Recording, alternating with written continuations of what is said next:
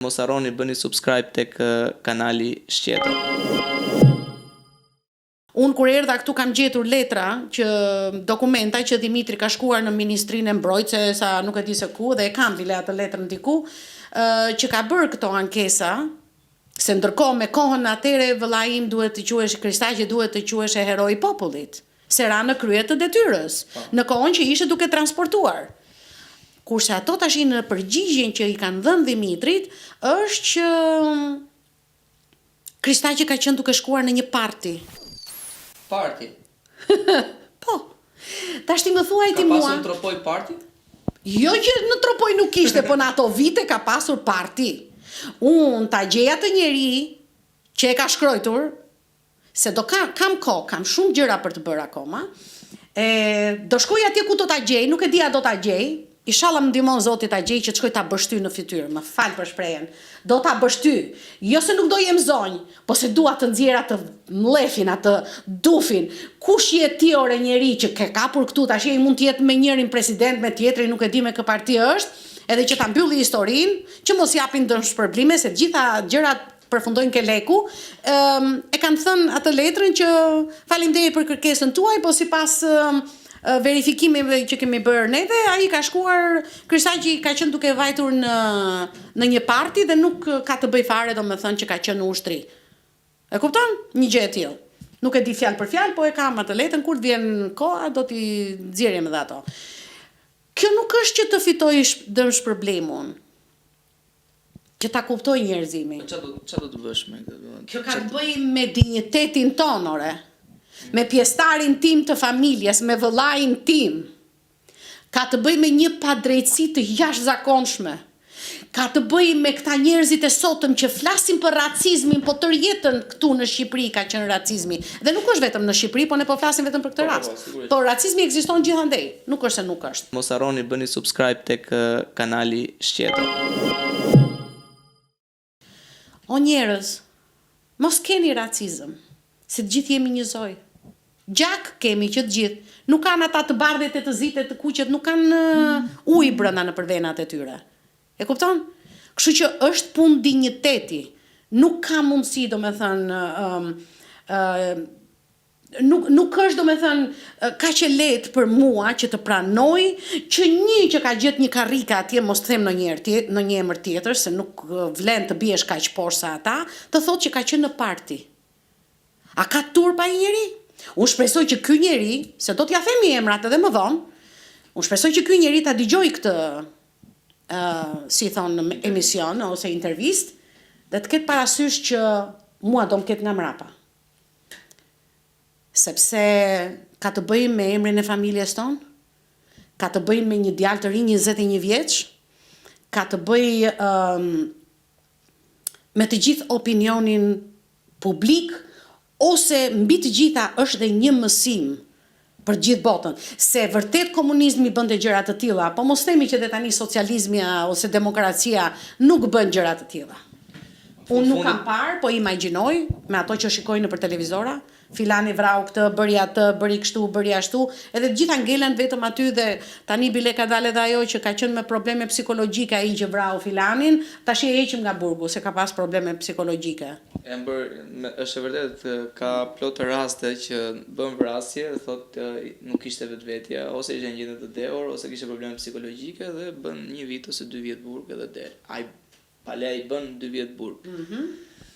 Pale po pati pare dhe të paguaj? Nuk e din nëse këto gjëra bën. Po imagjinoj unë tash. Po, sigurisht. Okej, nuk po akuzoj njeri. Fakti që ka fakte që dalin njerëz nga burgu para kohë, pa shlyer dënimin, do thotë që ndoshta edhe funksionojnë këto gjëra. Kjo gjë ka ngelur si një plag shumë e madhe që për mua personalisht nuk është mbyllur komplet. Ashtu si edhe për Dimitrin, ku e lam fotografinë e tij, që nuk ka rëndësi, po nejse, domethënë edhe për Dimitrin, përderisa ai e ka kërkuar. Të imagjinosh domethënë se si jemi ne, jemi që vllai e ka kërkuar. E ka kërkuar, ai ka bërë këto. Unë i gjeta letrat ashti që erdha këtu, që u sëmur vllai me Alzheimer, unë erdha këtu dhe pash ç'a dokumenta kishte dhe një nga ato letra ishte edhe kjo. Bile të shikosh se çfarë humanitar ishte ai, që mos kalojmë nga njëra temë ke tjetra, kam gjetur letra që ai ka bërë kërkesë bashkisë që të heqin plerat që janë mu në mes të vendit. Mu përpara legatës, mu në mes të rrugës Durrësit. Mizat, këtu janë gjithë biznese. Unë se kuptoj pse këta njerëz nuk flasin. Duhet vi unë nga Amerika, që s'kam biznes këtu, s'kam asgjë, unë sot erdha nesër ika. Si jetojnë këta? Si presin të bëjnë biznes kur ka ato plerat aty përpara? Sepse janë adaptuar me këtë gjë dhe është bërë normale. Shiko, Ashtu siç varet se me çfarë kënaqet njeriu. Po që se do e quan normale që të jetosh në mes të plerave, atëherë punë për ty. Po mirë tani. Po kjo do thotë që edhe gjithë neve duhet bëjmë të njëjtën gjë. Tani këtu ka banor. Ti thua të heqim plerat që aty. Do i çojnë koshat në një vend tjetër që ka më pak banor, po do jenë larg. Kush i çon deri atje plerat me qese. Për çfarë janë këmbët i dashur? Nuk janë për të ecur? Ne do të ecim vetëm me makinë. Me Mercedesat? Me Mercedes. O, edhe me ato BMW? Unë kam vetëm një bicikletë për vete. Po si i vetmi që ke bicikletë, se ka dhe të tjerë që janë me bicikleta.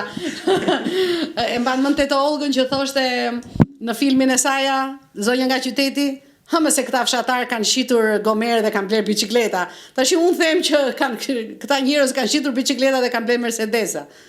Shiko se te pjesa e plerave tani kalojmë temë tjetër se kryetarin e kemi ka ca probleme me problemet e veta. Kryetarin? Dhe çfarë duhet të keq për kryetarin? Jo të na vi keq, por nuk ka kush i detyron këta punonjësit e tjerë që të shkojnë të bëjnë pastrimin e plerave. Rregullojnë ambientin. Në rregull, nuk e di ato, nuk mund të flas për gjëra që nuk di. Nëse ajo është një temë që do ta trajtoj dikush tjetër se mua. Mos harroni bëni subscribe tek kanali Shqeto. Domethënë nuk e kam unë për ta bërë një gjë të tillë, sepse unë vetëm e pash, unë nuk do jem këtu, por nga që më vjen keq, domethënë që pse shqiptari është miku im, është komshiu im, pse duhet të jetojë në mes të plerave? Dhe askush se ngre zërin. Jo, nuk e ngrejnë zërin. Po dhe kam dëgjuar këtu njerëz që kanë dyqane, që vinë me makinat e tyre dhe duhet të parkojnë për jashta. Këtu tash i parkon nuk e di se kush, edhe ata që kanë dyqanet këtu nuk mund të parkojnë dot makinën, sepse po parkuan vjen policia i jep gjoba. Këtë kam dëgjuar. Tashi unë kur e kam shtëpinë këtu ose e kam dyqanin këtu dhe kjo rruga përballë më takon mua që kam biznesin, pse atëherë duhet që unë të marr gjoba dhe të vi çdo njeri që të shkoj ke kafja me pi. Po hecorën këmbë shko ke kafe se e tretë edhe kafen, nuk të shkatron nervat.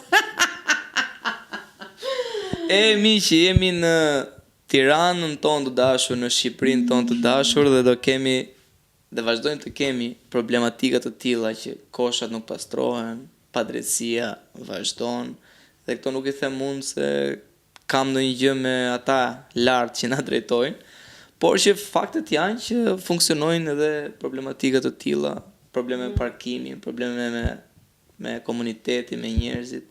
Të fundit jemi shqiptar, ngelemi shqiptar dhe shpërndani veç dashuri dhe mirësi.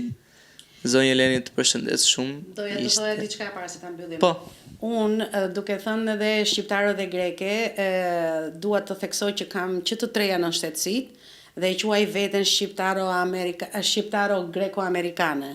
Mos harroni bëni subscribe tek kanali Shqeto.